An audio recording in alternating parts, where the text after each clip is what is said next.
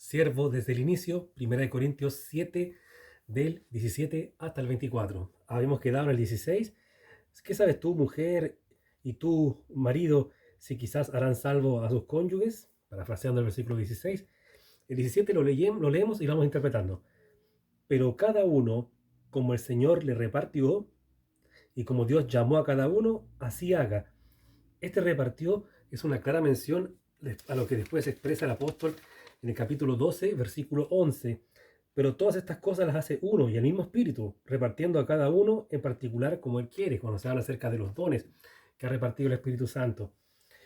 Y dice ya, y como Dios llamó a cada uno, así haga. El Señor llamó a cada uno, porque ¿en qué sentido? Para su servicio. Por lo tanto, los dones y las condiciones que tengamos, todo pongámoslo para el Señor. También esto lo entendemos más mejor cuando leemos el 1 Corintios 10:31, háganlo todo para la gloria de Dios. Hay un detalle importante, el Señor repartió, Dios llamó. ¿Por qué no usó lo mismo? Claramente, el Señor repartió. ¿Por qué? ¿Por qué nombra a Dios llamó? Porque cuando el Señor te llama, Él no es tu Señor, tú eres pecador. Entonces Dios te llama al arrepentimiento, a la conversión, y luego cuando tú ya estás ahí, el Señor ya es tu Señor, tu Salvador, y ahí el Señor te reparte los dones a través del Espíritu Santo. El don o los dones. Recuerden que hay un don cada uno por creyente y podemos tener muchos más, pero ese es otro tema. Luego sigue, así haga. Esto ordeno, el verbo ahí es intensivo en el griego, así que es ordeno con harto ahínco, en todas las iglesias. Aquí destaca en 3 veces en la carta a los Corintios aparece este término, en todas las iglesias.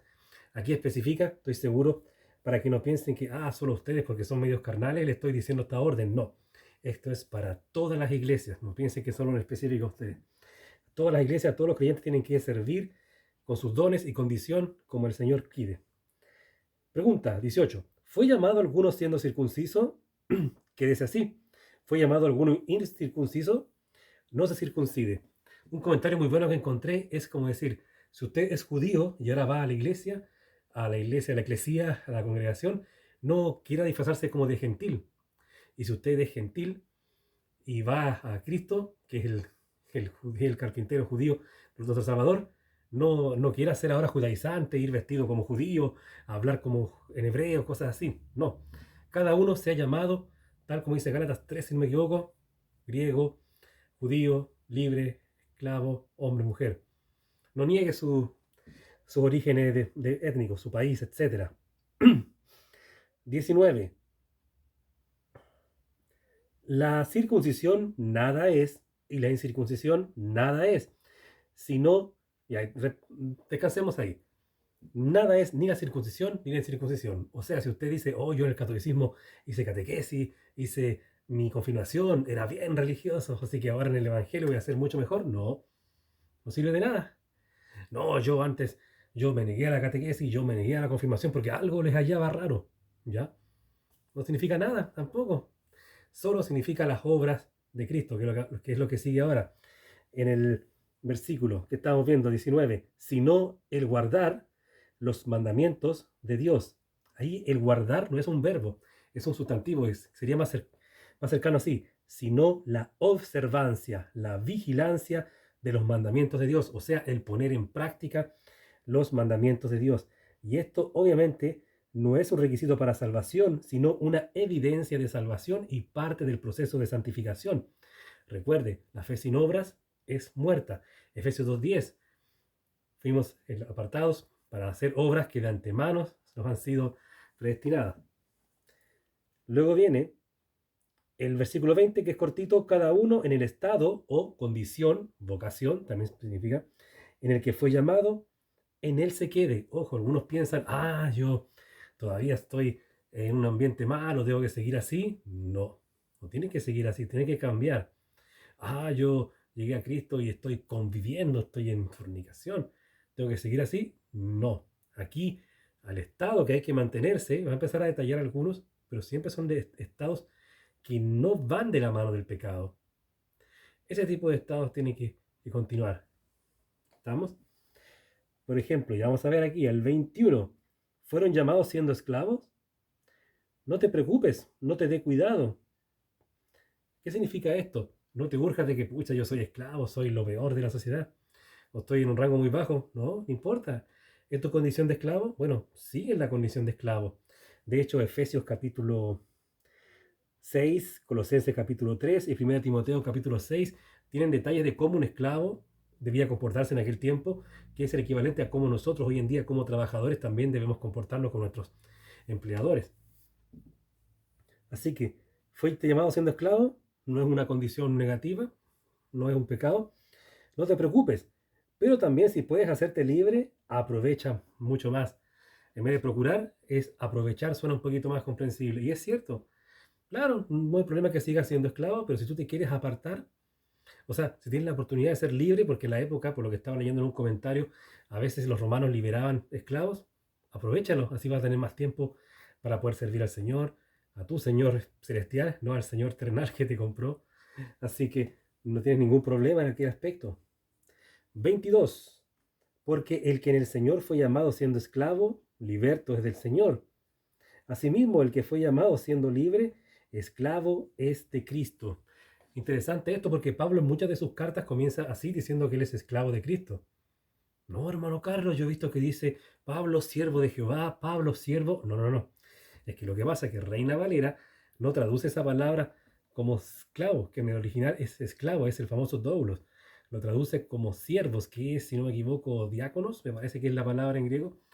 Pero cuando tú veas el saludo de Pablo y dice que es un siervo de Jehová, no, es un esclavo de Jehová, la traducción más correcta, que la puedes encontrar en NTV, si no me equivoco, y en NBI. No recuerdo si las Américas igual, pero ojo con aquello. ¿Ya? Porque el Señor fue llamado siendo esclavo, liberto del Señor, asimismo el que fue llamado siendo libre, esclavo es de Cristo. Ya en Filemón 11, recordemos que tiene un solo capítulo la carta a Filemón, Filemón 11 también Pablo hacía un juego de palabras con respecto a lo que es el tema de la esclavitud. Así que aquí también hace un juego de palabras, ¿ven? Tú eras esclavo antes, pero el Señor te da libertad espiritual. Esclavo físico, esclavo laboral, libertad celestial.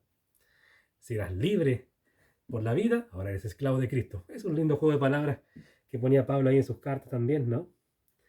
¿Qué más tenemos por aquí? 23. Por precio fueron comprados. Esto aparecía en el capítulo 6, versículo 20 de la misma carta. Porque han sido comprados por precio, glorifiquen pues a Dios en su cuerpo. Interesante, ¿no? Luego sigue, no se hagan esclavos de los hombres. No, pues ¿para qué? Si ya estamos libres de Cristo. ¿Qué significa esclavo de los hombres? No se refiere a la literalidad de la condición anterior de haber sido llamado esclavo que aparecía en el versículo anterior. Se refiere a no hagas los mismos pecados que cometen los demás hombres.